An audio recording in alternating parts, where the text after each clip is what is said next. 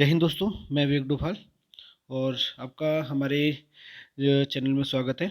ये आज जो जीएस का पार्ट 3 के बारे में हम बात करेंगे आज। और सबसे पहले मैं आप सभी को जो है नव वर्ष की हार्दिक शुभकामनाएं देना चाहूँगा। आप सभी जो है अच्छे रहें, स्वस्थ रहें, मस्त रहें और अपनी तैयारी को जो है बिल्कुल वो एक अच्छा सा मोड़ देते रहें, क्योंकि आपकी तैयारी ही आपके लिए सब कुछ है। जिस दिन आपका सिलेक्शन हो जाएगा उस दिन जो है आपका नया वर्ष माना जाएगा। अभी मैं आपको बता दूं कि कुछ दिनों से जो है हमारा वीडियो जो है रेगुलर नहीं बन पा रहा है। मैं आपको बता दूं कि मैं अभी जो है अंडर ट्रेनिंग में था, जिस कारण से 7 दिनों के लिए जो है इस वीडियो को जो कुछ समय के लिए रोका गया था, ब्रेक किया गया था। अभी जो है कोशिश की जाएगी कि आप लोगों के लिए रेगुलरली मैं वीडियो लेके आऊँ। तो बस आप लोगों का मुझे सपोर्ट चाहिए और समर्थन चाहिए, जिस कारण से फिर मैं आगे मैं वीडियो को जो है लगातार लेके चलूँ। बस आप जो है इस चैनल की लिंक को जो है सबके साथ शेयर करें। बस नाम आपको विवेक डोभाल सर ऑफिशियल लिखना है और अपने जितने सब आपके मित्र होंगे तो या फिर आपके पास जो भी टेलीग्राम ग्रुप होंगे या फिर आपका जो भी अन्य जो ग्रुप होंगे उस पे जो है आप हमारे लिंक को जो है ज़रूर शेयर करें, ताकि जो है हमारे साथ ज़्यादा से ज़्यादा लोग जुड़ेंगे तो ज़्यादा बेहतर रहेगा। और यदि आपको डायरेक्ट टेलीग्राम पे जोड़ ऐड होना है या फिर आपको व्हाट्सएप पे ऐड होना है, तो आप हमें हमारे नंबर पे जो है हमें मैसेज कर सकते हैं, आपको तुरंत ही जोड़ दिया जाएगा। ठीक है, तो मैं क्वेश्चन की ओर निकलता हूँ। आज की क्वेश्चन जो है काफ़ी ज़्यादा महत्वपूर्ण है। आज जो स्पेशली जो बनाया गया है वो पुलिस को और जो अन्य जो एग्ज़ाम अभी आने वाले हैं उनको मद्देनज़र रखते बनाया गया है। इसमें थोड़ा एसआई का भी आएगा, क्योंकि अभी पोस्ट एसआई का क्लियर नहीं हो पाया, लेकिन फिर भी आप जो है एसआई के लिए बेहतर रहेगा। आप इसको जो क्वेश्चन बताए जाएंगे इस प्रकार से पढ़ना है कि ताकि जो आपको याद भी होते रहें, और याद होने के साथ साथ जो है आप इसको जब पेपर में अगर आपके पास क्वेश्चन टकरता है तो आपको कंफ्यूज नहीं होना है। राइट, तो पहला क्वेश्चन जो हो जाएगा, पहला क्वेश्चन जो है, भारत में जारवा जनजाति जो है वो बंगाल की खाड़ी में स्थित द्वीपों में रहती है। यहाँ पे दो क्वेश्चन जो है काफ़ी ज़्यादा महत्वपूर्ण है। और ये क्वेश्चन जो है, ये वाला क्वेश्चन अभी जो है हाल ही में राजस्थान ग्राम विकास अधिकारी में पूछा गया क्वेश्चन है कि किस महाद्वीप में जो है जारवा जनजाति रहती है। तो देखो, आपको मैं बता दूं कि जारवा जनजाति का संबंध बंगाल की खाड़ी में स्थित द्वीपों से है। अब बंगाल की खाड़ी के द्वीपों की अगर मैं बात करूँ, अगर मैं आपको मैप के हिसाब से बताऊं, तो बंगाल की खाड़ी के जो द्वीप हैं आप यहाँ पे मान सकते हैं कि ये देख लीजिए आप लोग, ये बंगाल की खाड़ी ये आपका यहाँ रहे। तो इसके आसपास के द्वीपों की, जो बंगाल खाड़ी में जो द्वीपों की बात की जाए, जिसमें कि आपका अंडमान निकोबार द्वीप समूह आ रहा है, हम ये कह सकते हैं कि यहाँ पे आपका न्यूमोर द्वीप हो जाएगा, है ना। ये तो हो जाएगा आपका, ये तो हो जाएगा अंडमान निकोबार द्वीप समूह हो जाएगा। ये आपका हो जाएगा आपका न्यूमोर द्वीप हो जाएगा। मैं इसको जूम कर देता हूँ आप लोगों के लिए, ताकि आप लोगों को बेहतर आपको पता चले कि आखिर कहाँ की बात की जा रही है। ठीक है, तो ये आपका यहाँ पे न्यूमोर द्वीप है। कुछ छोटे छोटे द्वीप यहाँ पे भी हैं और कुछ द्वीप जो यहाँ पे, जिसको हम अंडमान निकोबार द्वीप समूह कहते हैं, तो यहाँ पे जो है वो जारवा जनजाति जो है पाई जाती है। ठीक है, और यहाँ का जो न्यूमोर द्वीप जिसका मैं नाम ले रहा हूँ, ये हो जाएगा न्यूमोर द्वीप हो जाएगा। ये न्यूमोर द्वीप भारत तथा बांग्लादेश का जो है संयुक्त विवाद भी है, और ये कई बार पेपर में पूछा जाता है। कभी ये पूछ लेगा कि न्यूमोर द्वीप कहाँ पे स्थित है, ये बंगाल की खाड़ी में हो जाएगा। वर्तमान समय इसमें विवाद है, बांग्लादेश ये चाहता है कि ये हमारा हिस्सा है और भारत ये कहता है कि ये हमारा हिस्सा है। और इस बंगाल की खाड़ी में जो है जो द्वीप हैं, यहाँ पे क्या है, जारवा जनजाति पाई जाती है। अब जारवा जनजाति तो पाई जाती है, लेकिन अब इसमें जो एक दो पॉइंट मैं आपको बता दूं कि जारवा जो जनजाति है वो कुछ इस प्रकार से दिखती है। आप देख सकते हैं इस प्रकार के काले हैं, इनको हम ये कह सकते हैं, जो ज़्यादातर काले होते हैं वो निग्रिटो जनजाति के अंतर्गत भी आप इनको रख सकते हैं, या फिर मान सकते हैं कि हाँ, निग्रिटो जनजाति का से भी इस टाइप से होता है। क्लियर। नेक्स्ट, अंडमान निकोबार द्वीप में ये जनजाति पाई जाती है, यहाँ से आप इंपोर्टेंट कर देना। ठीक है, नेक्स्ट, इसको हम आगे, ये मैप हमने देख लिया था। इसमें से दो पॉइंट मैंने अतिरिक्त लिए हुए हैं जो कि पेपर में पूछे गए हैं, कि अगर पूछा जाए कि भारत में सबसे अधिक अनुसूचित जनजाति कौन है, तो भारत में सबसे अधिक जो अनुसूचित जनजाति जो जिस राज्य में, उसका नाम उड़ीसा हो जाएगा। लेकिन अगर सबसे बड़ी जो है जनसंख्या के आधार पर अगर जनजाति की बात करता है, अनुसूचित जनजाति की बात करता है, तो सबसे अधिक अनुसूचित जनजाति जो जनसंख्या के आधार पर, उसका नाम क्या हो जाएगा, भील। भील का सबसे अधिकतम एरिया तो ये राजस्थान को कवर करता है। ठीक है, और इसमें सबसे अधिक जनजाति किस राज्य में हो जाएगा, उड़ीसा में है।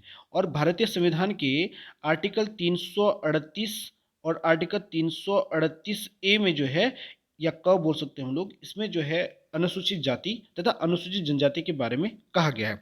किसी भी जाति को जो ट्राइब घोषित करना, इसके लिए राष्ट्रपति का हस्ताक्षर होना भी, इनके प्रेसिडेंट के हस्ताक्षर होना भी क्या माना जाता है, अनिवार्य माना जाता है।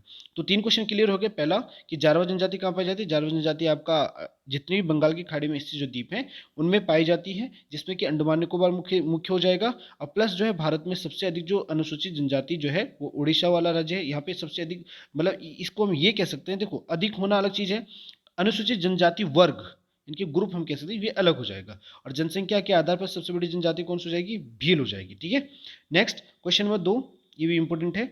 2021 में थॉमस कप की विजेता टीम जो है कौन सी रही है? इंडोनेशिया रही है।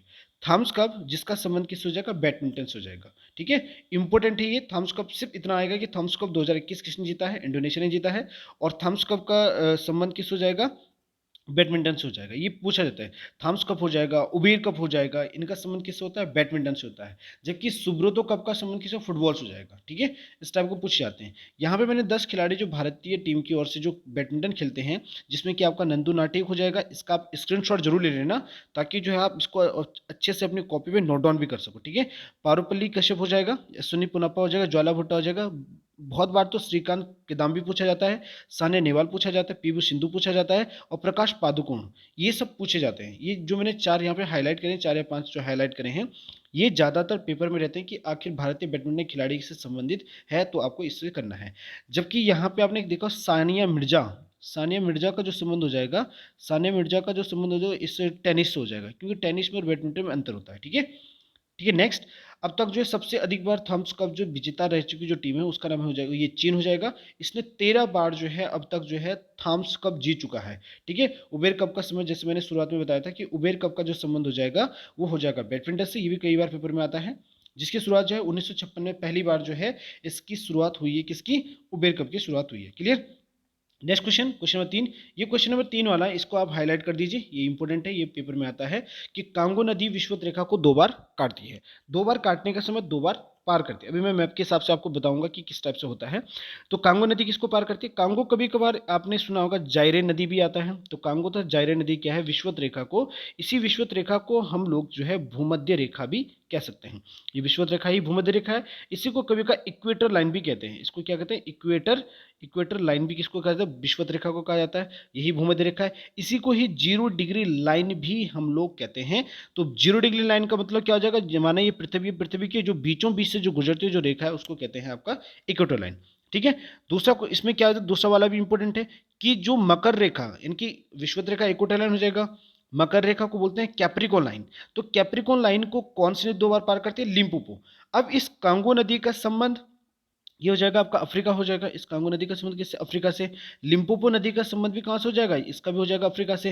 इनकी ये दक्षिण अफ्रीका की दोनों नदियां हैं। ठीक है, तो इनकी क्या बोल सकते हैं कि लिम्पोपो नदी जो हो जाएगा ये भी मकर रेखा को पार करती है, कांगो विषुवत रेखा को पार करती है। और अपने भारत की जो माही नदी है, अपने भारत की जो माही नदी है, जो कि क्या करते हैं, कैंसल लाइन या कर्क रेखा को क्या करती है? 2 बार पार करती है। तो ये दो दो जो लिखा हुआ है, यानी कि that's a must important point. इसको अपनी कॉपी पे आप लोग सब लोग नोट डाउन कर लेना। ये पेपर में जरूर बनेगा, जरूर बनेगा, 101% बनेगा। क्लियर? Next question. हाँ, थोड़ा मैं आपको मैप दिखा देता हूँ, क्या पता आपको मैप से ज़्यादा बेहतर जानकारी मिल सके। आप देख रहे हैं कि सबसे ऊपर की जो लाइन है इसको कर्क रेखा कहते हैं, बीचों बीच जो पृथ्वी की जाती है उसको भूमध्य कहते हैं, और सबसे नीचे जो लाइन है उसको कहते हैं आप लोग मकर रेखा। ठीक है, अब इसमें एक देखने की बात है, जो सबसे ऊपर जो कर्क रेखा है, अपना भारत की लोकेशन यहाँ पे है। यहाँ पे माही नदी निकलती है, इसको इस टाइप से 2 बार पार करती है।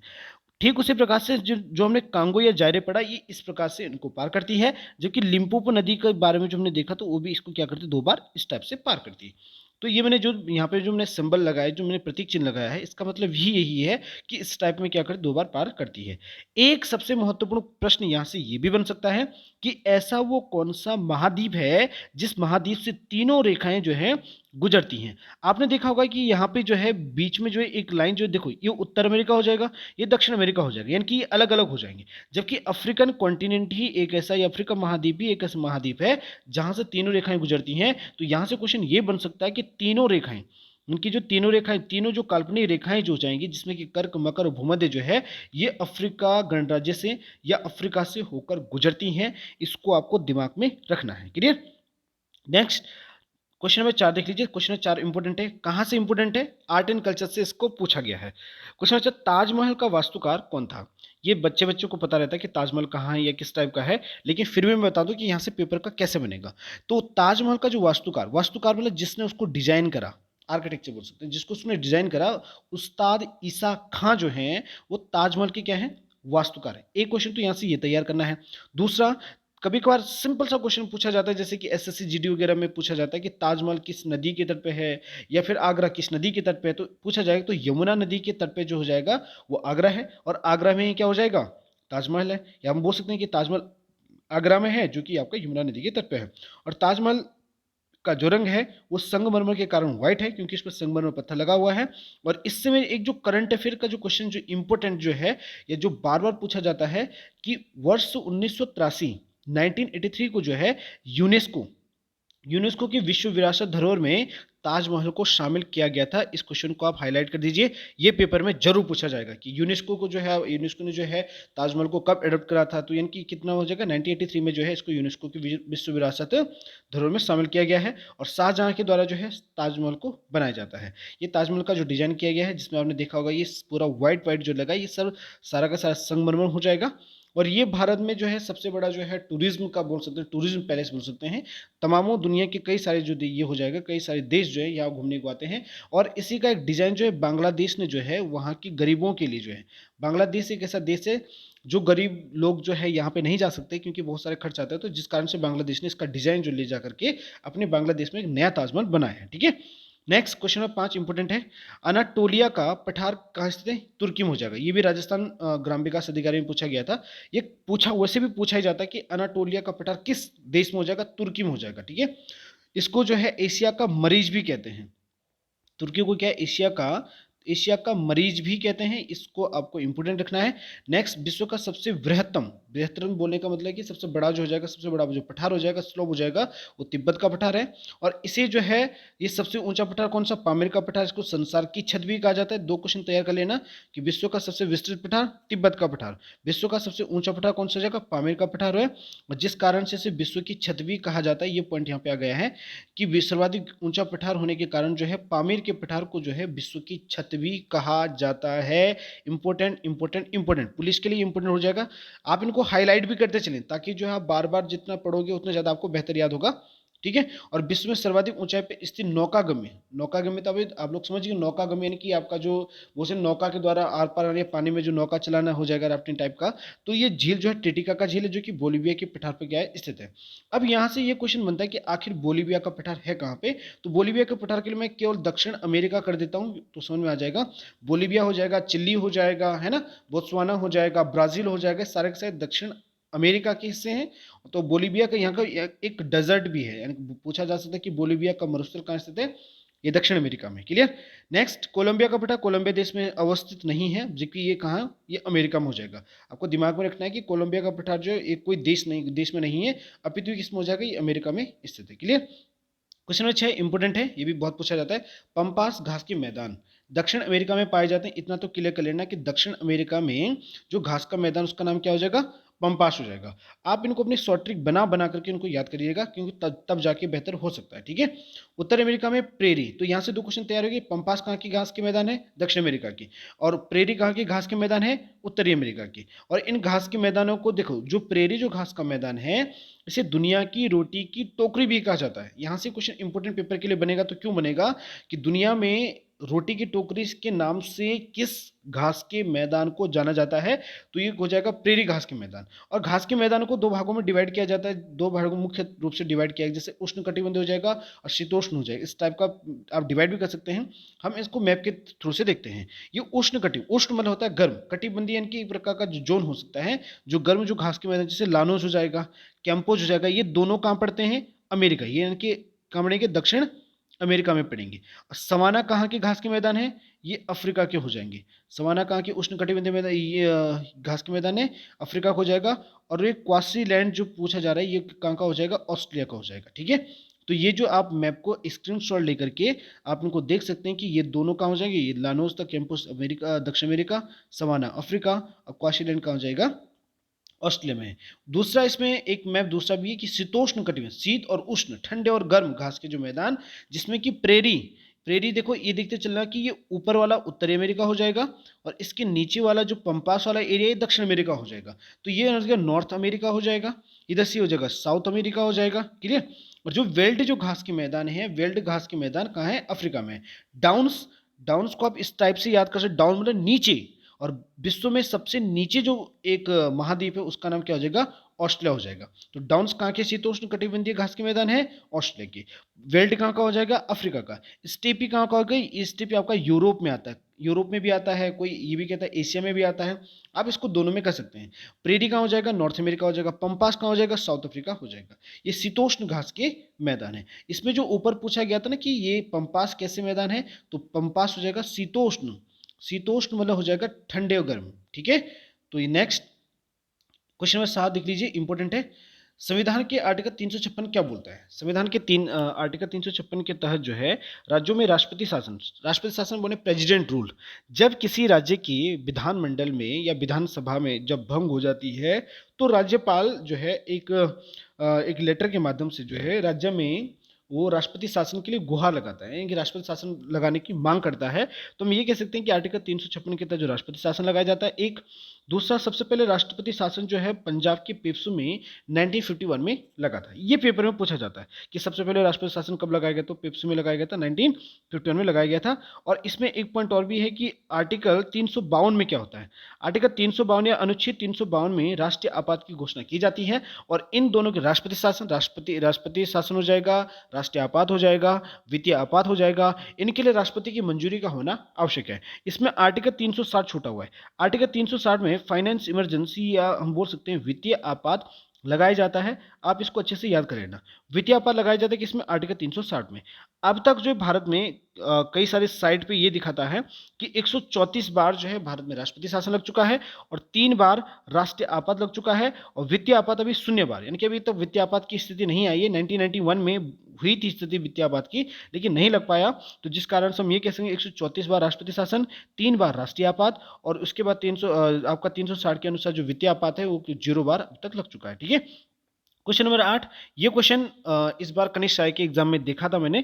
तो यानी कि हम ये कह सकते हैं कि इस टाइप के क्वेश्चन भी बनते हैं कि कोई ना कोई ऑर्गेनाइजेशन या कोई संगठन जो पहले स्वतंत्रता के दौरान जो बनाया गया था, इनके भारत में जो है वास्तविक जो स्वतंत्रता प्राप्त करने के लिए जो बनाया गया था, तो कुछ अलग अलग जो संगठन बनाए गए उनकी कभी संस्थापक पूछ लिया जाता है, कभी इसकी स्थापना पूछ ली जाती है, किन लोगों का सहयोग था या शामिल लोग जो थे, कभी कभार इस टाइप का पूछा जाता है। तो आपसे पूछा जा सकता है कि देव समाज की स्थापना किसने करी। 2 फरवरी 1887 को जो है लाहौर में शिव नारायण अग्निहोत्री के द्वारा जो है वो देव समाज की स्थापना करी गई थी। ये बेटा पेपर में आएगा, इसको आप जितना ज़्यादा हो सके लिख लेना, याद भी कर लेना कि देव समाज के संस्थापक कौन है, शिव नारायण अग्निहोत्री है। कहीं पता चले कि आप लोग पेपर में गए और आपने देव नारायण की जगह कुछ और ही लिख के आ जाए, है ना।